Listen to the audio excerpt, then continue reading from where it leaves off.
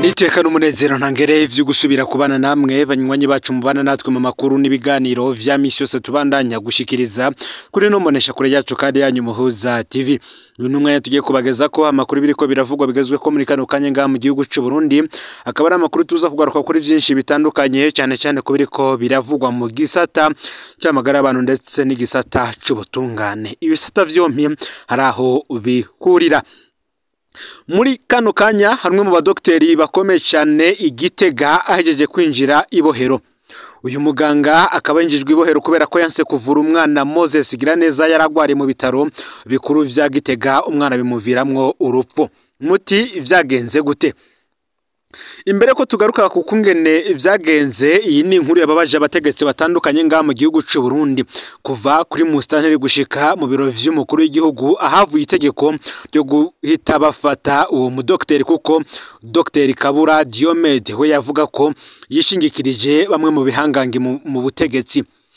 Iyi nkuru y'uyu mudokteri kaba ije ikurikira indi nkuru y'umudokteri nanone twabagajeje ko mu minsi iheze nawe yanse kuvura umwe mu bagwayi. Uyu akaba ari Dr Mathieu, uyu akaba ari Murantungi, uyu akaba ari Dr Mathieu, akaba yari umuyobozi w'ibitaro vyigenga Clinique Agape biri mu Rugombo ho mu ntara ya Cibitoke, nkuko nawe tuza kubigarukako.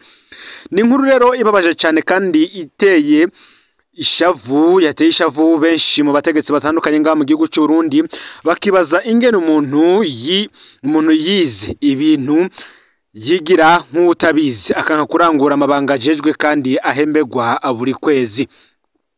Muti rero vyagenze gute? N'urupfu rubabaje rw'ikibondo Moses Giraneza. Moses Giraneza yari umwana w'imyaka 9, akana kazi ubwenge kari kageze mu mwaka wa 5 n'amashure mato. Yaba Igitega aho umuvyeyi wiwe asanzwe ari umusirikare w'igihugu. Uyu Giraneza Moses yaragwariye mu bitaro bikuru vya Gitega, Hopital Regional de Gitega, ku munsi wa 6 uheze mwijoro, nukuvuga ku igenekerezo ya 26 ishira igenekerezo ya 27 mu kakaro uyu mwaka w'ibihumbi 2025. Umwana yararemvye agira ikibazo cyo guhema. Nibwo rero umwana bamunyarukana muri soins intensive. Vyari bikenewe ko muganga aza kumuraba akavuga uko bamuvura. Cyari ikibazo cihuta cyane. Iryo joro Dr Kabura Diomede niwe yarayizamu. Abaforoma barahamagaye muganga Kabura Diomede aranka kuza kuraba umugwayi. So umwana yari hamagare Dr Kabura Diomede yamwishuye ko boreka kumugora. Abaforoma barishikiye aho muganga Kabura Diomede ajyamye, ararahira kuvyuka ngo aje kuraba umwana aremvye. Yababwira ngo nibamusanze fishe y'umugwayi aharyamye. Abaforoma nabo bati birahambaye ko ubona ko umugwayi ameze, uheze utubwira umuti twomuha. Kabura Diomede ivyo byose yaranse kuvyumva. So umwana yarituye mu mustaneri wa Gitega, yanahoze arongoye Hopital Regional ya Gitega. Umusaneri yarumiwe ariko agerageje kurondera Dr Kabura Diomede aramubura. Muganga Kabura Diomede yaramaze kuzinya telefone kugira ntihagire usubira kumugora. Mustaneri yaragerageje kurondera iyo yokuru undi muganga aratebara muronka, ariko umwanya uhaciye wari munini. Uyu muganga yaraje kugerageza umwana acamucikanirako.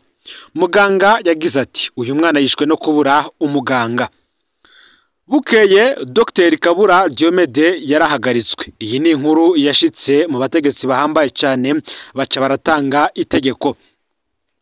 Bukeye kubera umuvyeyi wa Moses Giraneza yagumye atabaza abategetsi, Dr Kabura Diomede yarahagaritswe n'igipolisi ajanwa gupfungwa muri komisariya ya Gitega.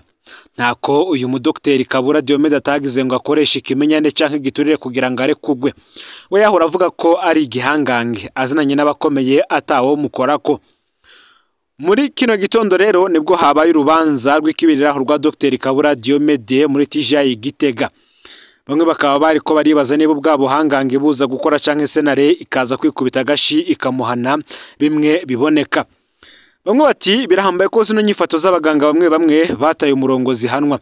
Hari abagwayi benshi batakaza ubuzima kubera umwitwarariko muke w'abaganga. Benshi bakavuga ko rero ibi bintu bidatujijwe mu gihugu, inganda zizobandanya gutikira.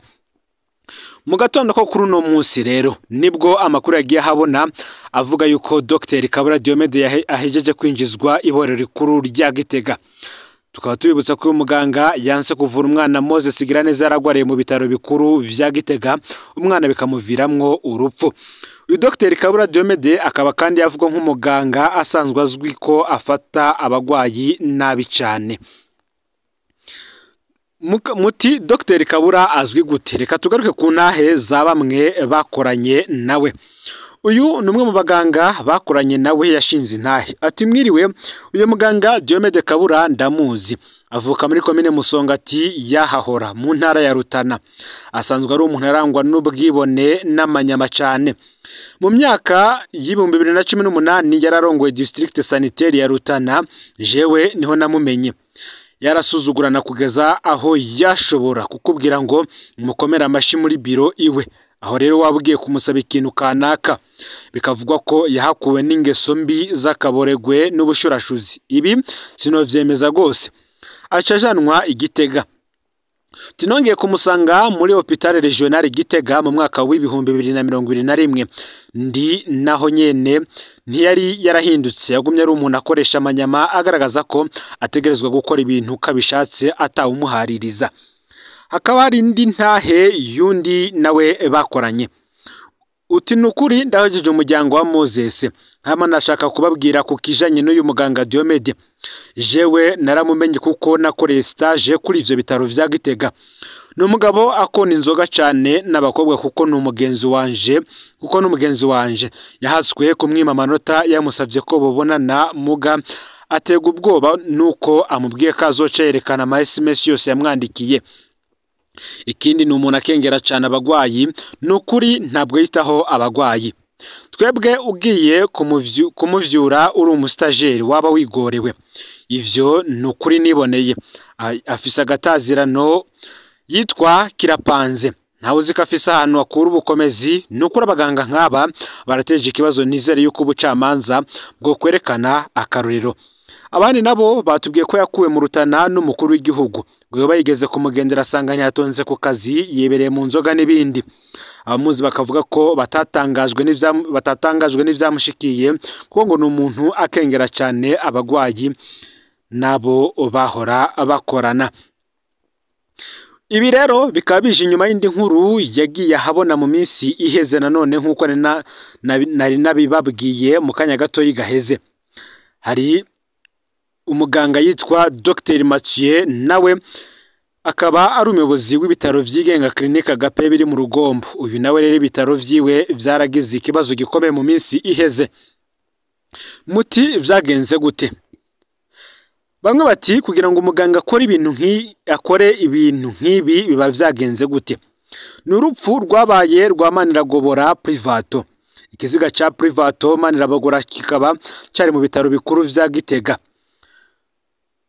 Nkuko vyatangajwe n'abari kuri ivyo bitaro, Dr Mathieu nawe yarakoze kibishe nk'icuyu mu Dr wundi duhejeje kubabwira, bituma umugwayi yararembeye muri ivyo bitaro nawe bimuviramwo urupfu. Muti vyagenze gute?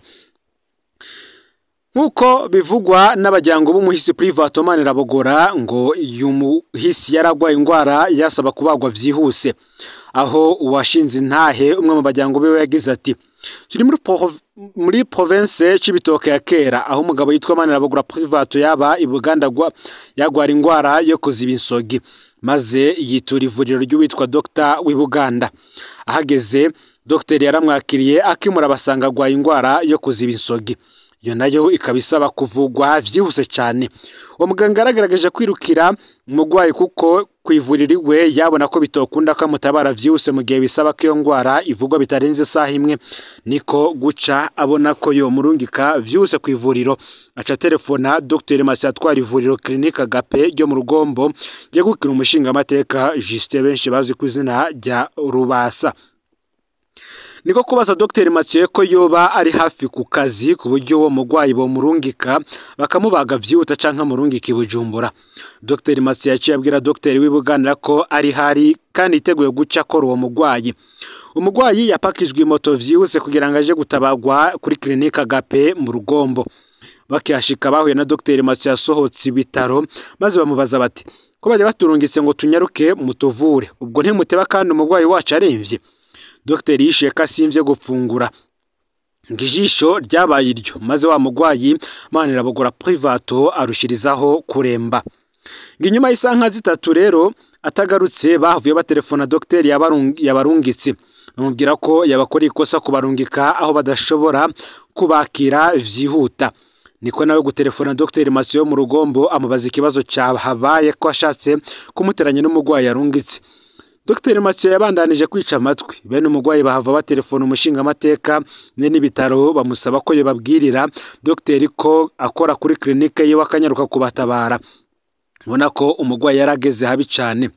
Wa mushinga amateka nawe niko gutelefona Dr Mathieu amubaza impamvu umurwayi aremvye agira pire kuri clinique ariko hakabura umudokiteri n'umwe yomwakira mu gihe hari abadokiteri benshi. Acumva ko bigeze hejuru Dr Mathieu yaciye aza ashikira hamwe hari umurwayi Privato Manirabogora atangura kumujyagagura aho ga ni mwijoro amutuka ngo kubicishije ku marezo sosiye vyose uravyishe ngo umunwa muremure ukoresheje nuheze ubikore. Bukeye umurwayi yirirwaho umurango urarengana.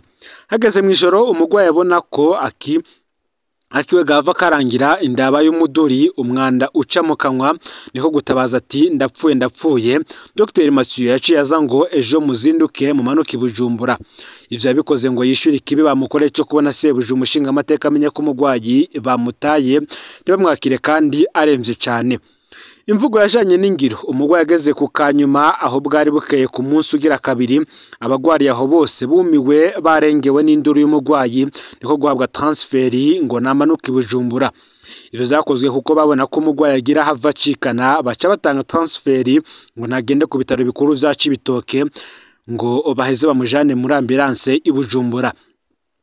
Akivaho yerekezwa ku bitaro vya Cibitoke yaciye acikana atanagezeyo ngo ubundi ni ahantu hagendwa iminota 10 gusa. Uyu Dr Manirabogora Muranunge Privato Manirabogora akaba yarungitswe kuri clinique Agape mu Rugombo ku munsi wa gatandatu windwi yabanjirije iheze akaba ari kugenekerezwa 19 isaha 12 z'umugoroba. Iryo joro ryose rirahera buracitariki ya 20 umurango wose urahera haje mu ijoro irindi rirahera ku munsi wa mbere igenekerezwa 21 isaha 11 z'igitondo niho batanga transfer ngo bamujane ahavuye ubwo nyene aca arapfa. Iyi ni inkuru yababaje abantu benshi batandukanye bakavuga ko abavoka bo mu Burundi nabo bagomba kumenyera gukurikirana ibintu bibera kwa muganga, bamenyere kandi kwakira bene izimanza, bamenyere gufasha abagwayi bishika bagafatwa nabi gutya. Ubuzima bw'umuntu ntibukwiriye gukinirwa kuko n'amazi aseseka ntayogwe.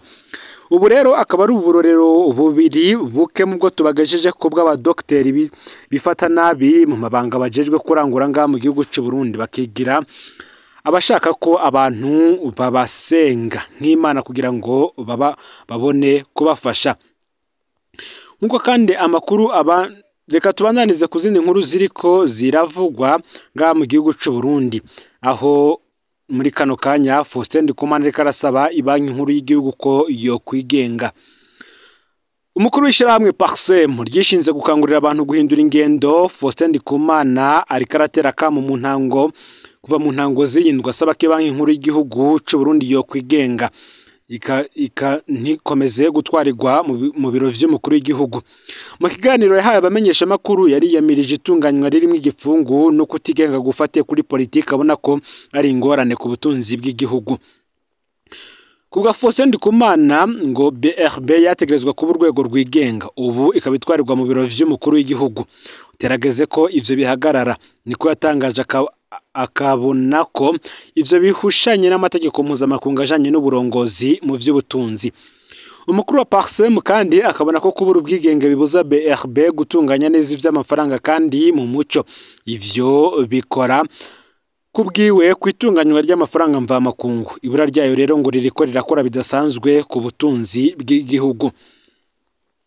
Kubwo uyu muhinga mu vy'ubutunzi Faustin Ndikumana, ibanki nkuru y'igihugu ngo yategerezwa kugarukanwa igatwarirwa mu bushikiranganje bw'ikigega ca leta, ivyotuma itunganya neza kandi igakurikirana neza amafaranga. Agasaba kandi ikurikizwa ry'amategeko, akemeza ko atarwego na rumwe harimwo n'ibiro vy'umukuru w'igihugu n'ivy'umushikiranganje wa mbere rwemerewe kurenga ayo mategeko. Uyu arongoye Parsemu yaragabishije kandi kuri ico cose coza gikoresha BRB muri politike. Kirazira ko umuntu akoresha igihagararo ciwe kugira aronke inyungu ziwe mu banki nkuru y'igihugu. Niko yagabishije, agasaba ko hobaho ugutandukanya biboneka ibijanye n'ubuhinga n'ibikorwa vya politike. Mu kurangiza, Faustin Ndikumana akaba yarasavye indongozi z'u Burundi kugira impinduka zimbitse mu bijanye n'ibikorwa vya BRB. Itegerezwa ngo guhabwa ubwigenge kandi igakora ikurikije ubuhinga bwayo kugira ngo itunganirize igihugu, ntitunganirize akagwi k'abantu bakeyi. Ngaho rero amakuru yaragezwe ko muri kano kanya, ufyende subscribe canke s'abone niba utari wafyenda ko kugira ngo tuzocikanwa nadushikiriza, usangiza no makuru bagenzi aho bari hose kugira ngo nabo baje baraba mu bambere bashikirwa n'abiriko biravugwa bigezwe ko ngaha mu gihugu c'u Burundi, hanze imbibe z'igihugu c'u Burundi ndetse no makungu ya kure, yoba ayo mu gisata ca politike, agateka kazi na muntu, imigenderanire n'andi makungu ndetse n'ibindi vyinshi biriko biravugwa irya nino ngaha mu gihugu c'u Burundi. N'umuhuza TV Imana ibahezagire.